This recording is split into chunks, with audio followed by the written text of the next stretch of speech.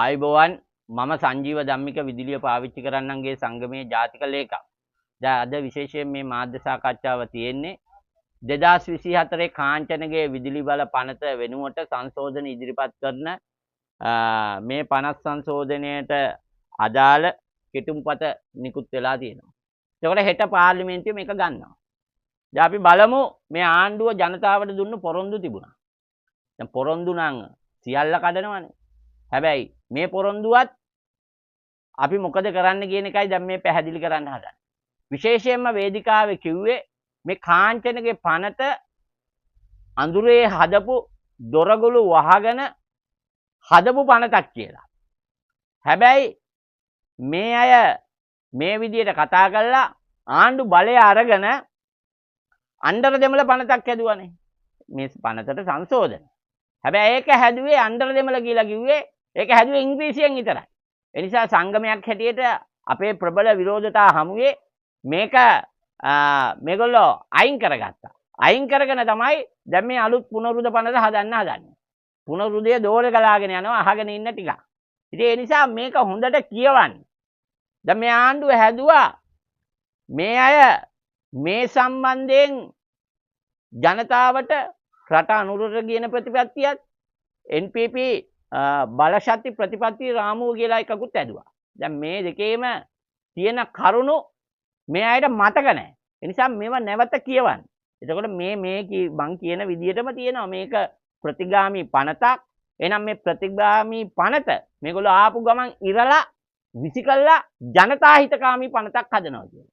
ඒ නිසා මේක ජනතා හිතකාමී පනතක් නෙමෙයි. මේක ජනතාව අන්දන්න ජනතාව ගුණාට අන්දන්න හදන පනතක් තමයි මේ පුනරුද ආණ්ඩුවෙන් හදලා තියෙන්නේ. ඒ නිසා මෙන්න ජනතාවට ලැබෙන ප්‍රතිලාභ. පුනරුදය දෝරේ ගලාගෙන යන හැටි අහගන්න. එහෙනම් පාරිභෝගික අයිතිවාසිකම් හා වගකීම් කියන තීරුව එහෙනම් මේ පනතේ කොහොමවත් සඳහන් නැහැ.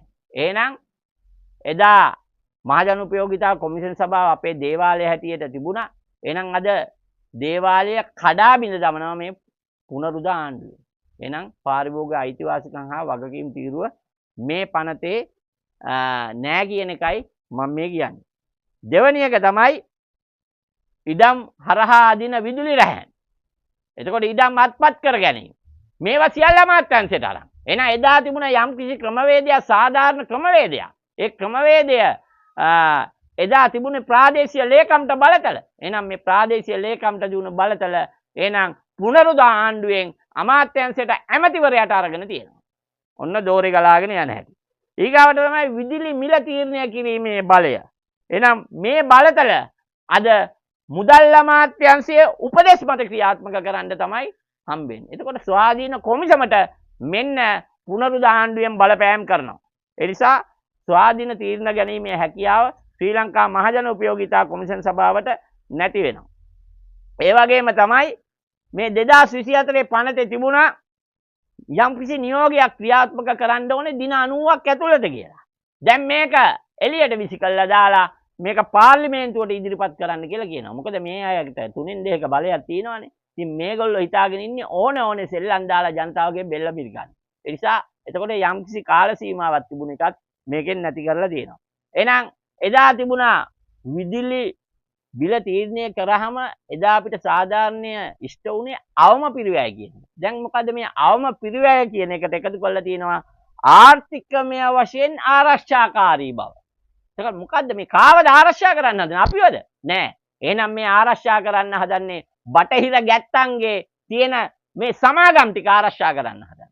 ඒ නිසා පුනරුද ආණ්ඩුවෙන් අවම පිරිවැය දොට්ට දාලා ආරක්ෂාකාරී පිරිවැයක් කියන එක තමයි හදන්න හදන්නේ.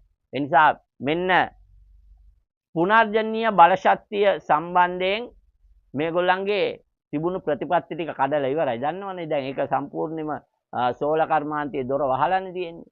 ඒ නිසා පාඩු සිදු කරලා අද විදුලි මිල තීරණය කිරීමේ බලය අමාත්‍යාංශයට ගන්නවත් එක්කම මේ සෝල සඳහා ගණන් ඉදිරිපත් කිරීමේ බලය එදා කොමිසමට තිබුණේ. මිල ඉදිරිපත් කිරීමේ බලය කොමිසමට තිබුණේ. මේක කොමිසමෙන් ගලවලා එහෙනම් මේගොල්ලෝ ගන්නවා අමාත්‍යාංශයට. ඒ කියන්නේ ගන්නේ ඇමතිතුමාටද.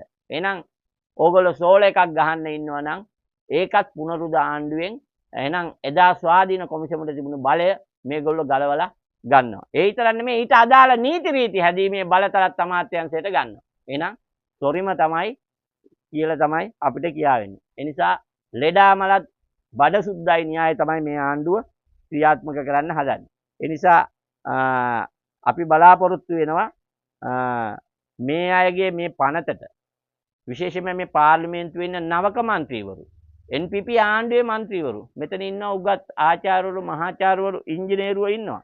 ඒ නිසා අපි මේ ඉංජිනේරු ආචාර්යවරු මහතුරුන්ට කියනවා ඔයගොල්ලෝ ගමට එන්න එපා නේද? ඔකට අත උස්සලා ගමට එන්න ඕනේ.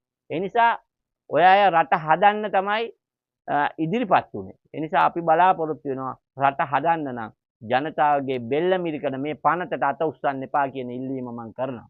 ඒ නිසා මේක රටේ ස්වාභාවිකත්වයට හානියක් කරන පනතක් බවට පත් වෙනවා අනිවාර්යයෙන්ම. ඒ නිසා මේ පනත් සංශෝධනය මම හිතන්නේ කුණු කූඩේට දාන්න ඕනේ. කුණු කූඩේට දාන්න ඕනේ මේ පනත.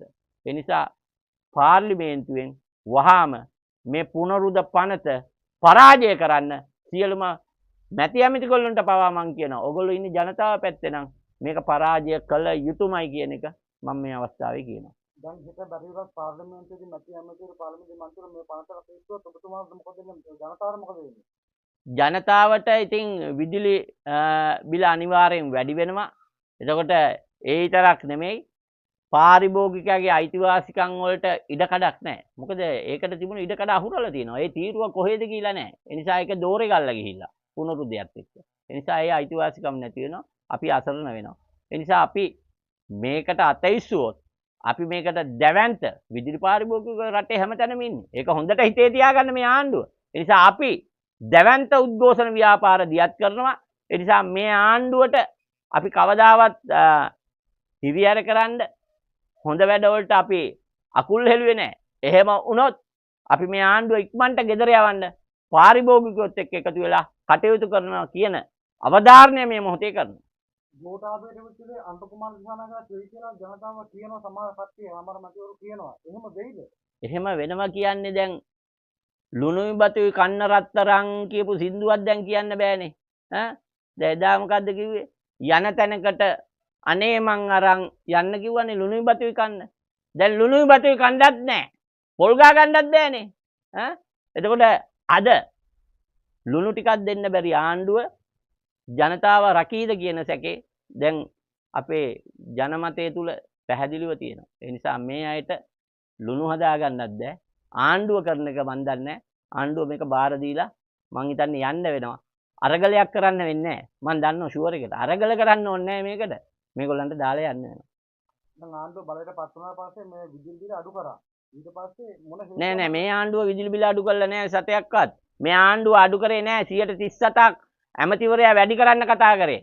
ඒ නිසා මේක අපේ සංගම් එකතු වෙලා එතකොට මේකට විවිධ මතදරන පුද්ගලයෝ හිටියා. ඒගොල්ලෝ එකතු වෙලා අඩු කරේ. අනිත් එක තමයි සාධාරණ පිරිවැය කියන සංකල්පය තිබුණා. දැන් සාධාරණ පිරිවැය වුණට ආරක්ෂාකාරී ක්‍රමයක් මේගොල්ලෝ අනුගමනය කරන්න කියනවා. ඒ නිසා මේ අය අඩු කරේ නෑ විදුලි බිල.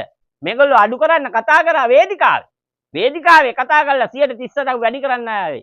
ඒ නිසා මේගොල්ලෝ විදුලි බිල අඩු කරන්නේ අපි මෙවර බලමු අඩු කරයිද කියලා. මෙවර අඩු කරොත් ඔන්න ආණ්ඩුව බලමු. ඇඟිලි ගන්න බෑ ස්වාධීන කොමිසමක් තියෙනවා බලපෑම් කරන්න බෑ. ඒ නිසා කරුණා කළා දැන් බලන්න ඊයේ 2000කට රැකියා අහිමි කරමින් කටුනායක පැට්‍රියක් වැහුණා. හරි? මේ විදුලි බිලත් මේවට බලපානවා. ඒ නිසා ඉදිරියේදී කර්මාන්ත ශාලා පවත්වාගෙන යන්න නම් එහෙනම් මේ ආයෝජකයන්ට අවශ්‍ය අඩු වියදම් විශේෂයෙන්ම මේ විදුලිය බල ශක්තිය කියන එක අඩු වෙන්න ඕන. ඉන්ධන අඩු වෙන්න ඕන. ඒ නිසා ආණ්ඩුව එක එක කතන්දර කිව්වනේ. දැන් කාංචන ගත්ත 160ක් නැහැ. දැන් කාංචනගේ පනත ජනවෛරී පනතක් කිව්වා. දැන් මේක මොන පනතක්ද? එදා කිව්වා ප්‍රතිගාමී පනතක් කිව්වා දැන්. දැන් මොකද මේ අය කියන්නේ මේකට? එතකොට මේක හොඳ පනතක් කියලාද හිතන්නේ? මේක ජනතාවගේ බෙල්ල මිරිකන්න ගෙන ආපු ජන පීඩාකාරී පනතක් කියලා අපි කියනවා. දැන් නව විදුලි බිල සංශෝධනය පිළිබඳ මහජන උපදේශනය හෙට දිනේ සබරගමුව පළාතෙන්. ඒ කියන්නේ රත්නපුරෙන් පටන් ගන්නවා සංගමයක් හැටියට පළාත් 9ම අපේ නියෝජිතයෝ ඉදිරිපත් කරලා තියෙනවා අදහස් දක්වන්න. ඒ නිසා විදුලි පාවිච්චි කරන්නන්ගේ තීරණය තමයි විදුලි බිල අවම වශයෙන් 20%ක් 25%ක් අතර ප්‍රමාණයකින් අඩු විය යුතුයි කියන සංකල්පයේ ඉඳගෙන තමයි අපි මේ පළාත් 9ටම අපේ නියෝජිතයෝ දානවා. හෙට රත්නපුරේ නැත්නම් සබරගමුවෙන් මේක ආරම්භ වෙනවා.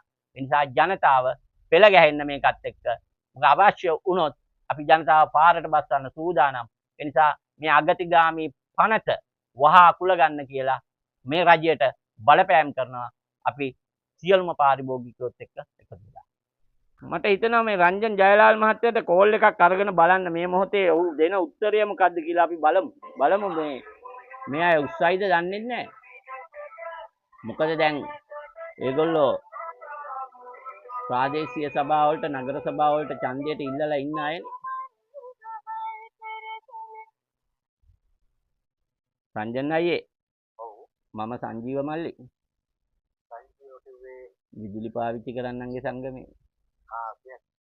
අයියේ මේගොල්ලෝ අර පාරිභෝගික තීරුව සහ මුලින්ම ඉවත් කරලානේ යන්න හදන්නේ අපිට. පොඩ්ඩක් ඕගොල්ලොත් එක්ක සාකච්ඡා කරන්නේ නැද්ද? සාකච්ඡා කරනකොට ඒක ඔයගොල්ලෝ ඔය කොහොල්ලා ගන්න නිකම් මේ අපේ අනාථ කටයුතු කරන්නේ මේ වීඩියෝ එකක් ඉන්න ගමන් අර වතුලේ ගත්තම වතුලේ හම් වෙනකන් දෙයක් කතා කරලා. ඒ කළා නිකම් අපි අර අනාථ කටයුතු කරන්නේ ඔයගොල්ලෝ රෙකෝඩ් කරගෙන. ඉතින් මේකට රංජන් අයියේ නෑ මම නම් කතා කරේ චුට්ටක් මේක නෑ විකුණන්නේ නැති එක නෙමේ විකුණුවත් අපිට නෙමේ නෑ මම පාරිභෝගික පැත්තේ ඉඳන්නේ කතා කරන්නේ නෑ විදුලි බණ්ඩ මණ්ඩලයේ විකුණන එක ගැන නෙමෙයි මම කතා කරන රංජන් අයියේ මම කතා කරන්නේ මේකේ පාරිභෝගික අයිතිවාසිකම් කෙලින්ම තීරුව නෑ මිල තීරණය කිරීමේ බලතල කෙලින්ම අමාත්‍යංශයට අරගෙන තියෙනවා. එතකොට කොමිසමෙන් ගලවලා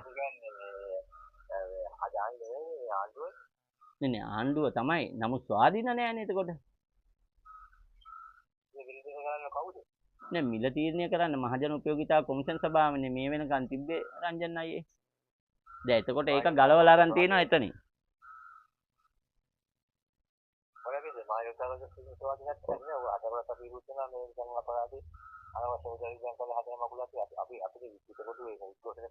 නෑ ඒක තමයි මමත් ඔයාගෙන් අහන්නේ. දැන් අපිත් ඇවිල්ලා උද්ඝෝෂණ කළා පලංචු උඩ නැගගෙන ඕගොල්ලෝ කතා කරනකොට අපිත් යටට වෙලා හිටියානේ. ඉතින් ඒ හින්දානේ අපිත් අහන්නේ එදා දුන්න සටනයි දැන් සටනයි අතර වෙනසක් තියෙන්න බෑනේ. කතා කරන ආයතනයේ ස්වාධීන කොමිසම් දැන් මහජන විචාර කොමිසමකට අන්තිම බලතල තියෙනවා නම් මම අහන්නේ අඩු ගානේ දැන් ඕගොල්ලොත් එක්ක සාකච්ඡා කරනවාද කියලා දැන් ඈ මම වර ගන්න ආයේ මම හරි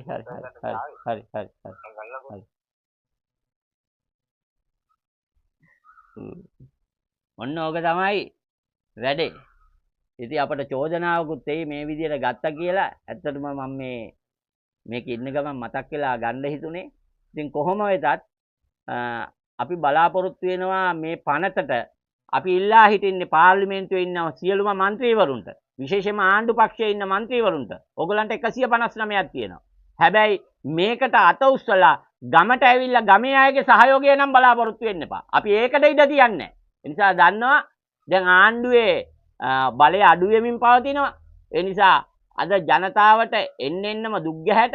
ඒ නිසා මේ දුක් ගැහැටත් ජනතාවට ලබලා දෙන්න. ඔයා යාත් උත්සාහයි කියලා අපි හිතන්නේ. ඒ නිසා සියලුම අපි NPP අයගෙන් ඉල්ලා හිටිනවා. දැන් NPP නේ JVP නෙමෙයි. ඒ නිසා NPP සියලුම മന്ത്രിවරුන්ගෙන් ඉල්ලා සිටිනවා මේ පනතට අත උස්සන්න එපා. තමුන්ගේ කොන්ද කෙලින් තියාගෙන ජනතාව පැත්තේ හිටගෙන මේ පනත සඳහා අත උස්සනවාද නැද්ද කියන එක තීරණය කරන්න කියලා මම ඉල්ලනවා.